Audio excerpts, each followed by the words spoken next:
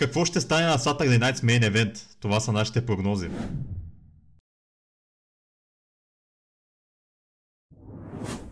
Добре дошли, драги зрители, в канала, който все още си няма име. Няма и дизайн за профилна снимка, но все пак сме тук. Докачването на клипа трябва да има. Да, трябва да има. Все пак сме тук, ще направим нашите прогнози за Saturday Night's Main Event. Ще си поговорим още някакви други глупости, защото по принцип така се случва. Имаме един прецедент, който е, че на Saturday Night's Main Event има 4 мача, по принцип са 5 на всяко и пейпър и шоу, но тук са 4 и ще поговорим за това малко по-късно. Но да започнем от някъде. Според мен ще започнем с Демиан Прист срещу Дрю Макинтайр в Steel Cage. Какво мислиш ти? Не мисля, че почнем те, ама добре, ще го говорим първото с матча. Добре, чакай, как мислиш, че ще почнем? С кое? Може би ще почнем с такти матча, защото трябва да е някакъв ударен. Примерно ще почнем с такти, има нали Сами Пънк срещу Сет и Брон. След това ще бъде Steel Cage, защото там, да я знам, поне за мен хайпа не е толкова голям, просто Stipulation го прави по-як. След това и Сина и Артруд и този мейн евента. Ако са 4 мача наистина, нали? Според мен ще е Steel Cage чисто от гледна точка на организация. Просто защото аз знам, просто си мисля, че им бъде по-лесно да пуснат клетката в самото начало и после да я махнат и да продължат нататък. Даваме право на Elimination Chamber, те не беше. Имаше матч преди това, имаше матч между май. Да, обаче Elimination Chamber си е пейпър, пък тук има реклами, има тайм лимит. Не е като обикновените пейпървита, то това си е шоу. Ама то на пейпървите са там, нали, по принцип нямат тайм лимит, ама пак спазват някакво време. Добре, ти мога да го говорим до утре. Ще почнем с тактима, добре. Сами Зейн и CM Punk срещу Сет Ролинс и Брон Брейкър. Какво мислиш ти? Изи, не изи, ама по-скоро дъб за Ролинс и Брейкър. Elaborate. Набират бая моментум в момента и не вярвам, че им го разбият тези с матч. И аз съм на това мнение. И аз си мисля, че Сет и Брон ще бият. Но си мисля и още нещо. Мисля си, че най-накрая ще дойде това третия маня, който всички си мислим, че ще дойде. Защото Сет и Брон ще играят мръсно и ще дойде Джей по едно време. Няма да дойде Джей, глупости говоря. Но със сигурност ще дойде Джими. Ще дойде Соло Сикола, ще обърне фейс. Да. И добре, и ще започна от начало. Може ли? Айде. И аз си мисля, че Сет Ролинс и Брон Брейкър ще бият. Точно защото трябва да съберат някакъв моментум и така трябва да ги пушват все още, защото нали се водят голямата работа все още. Не се водят голямата работа все още, но трябва да се водят голямата работа. Аз не знам какво прикарам, аз съм напик вече.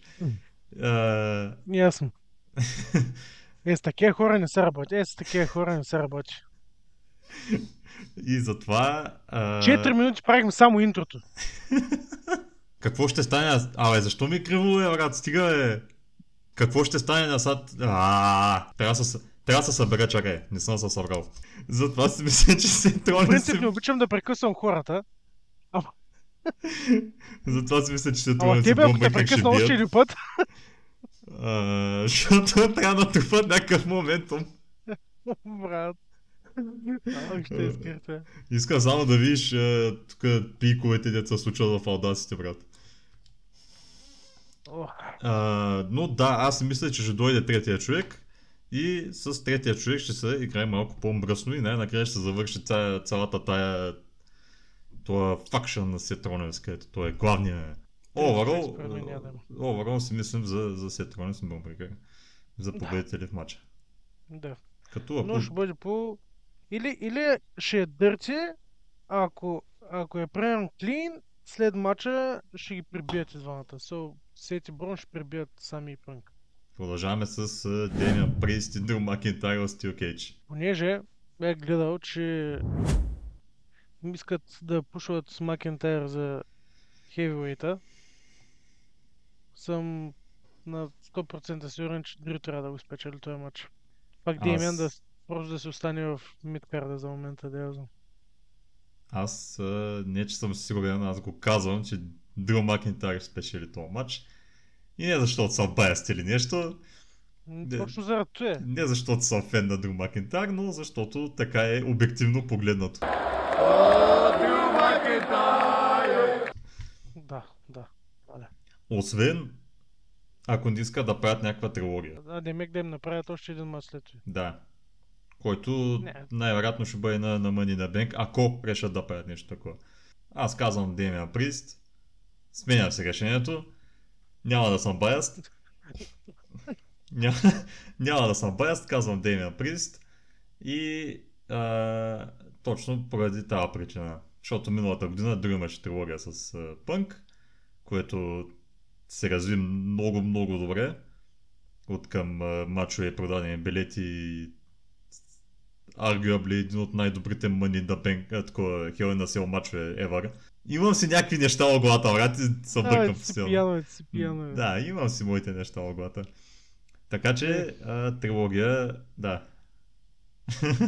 Валя. Джон Сина, Артруд за WWE Universal WWE Undisputed Universal Heavyweight Championship of the World.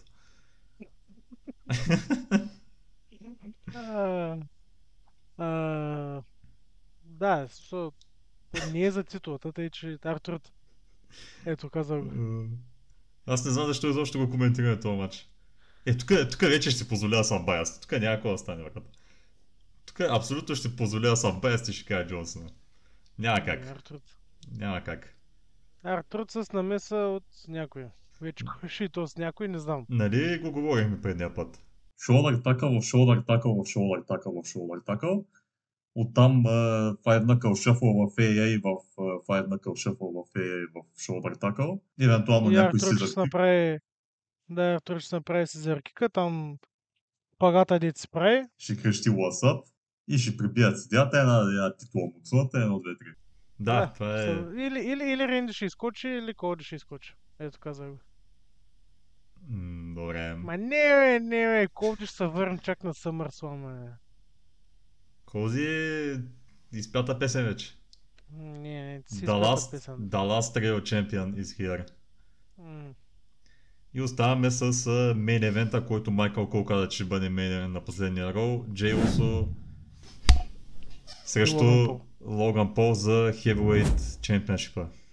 Мейн евент. Да, и който спечели от тях двамата, ще се би с Гюнтер на Да, рола верно. след Saturday Night Main Event. След Money in the Bank.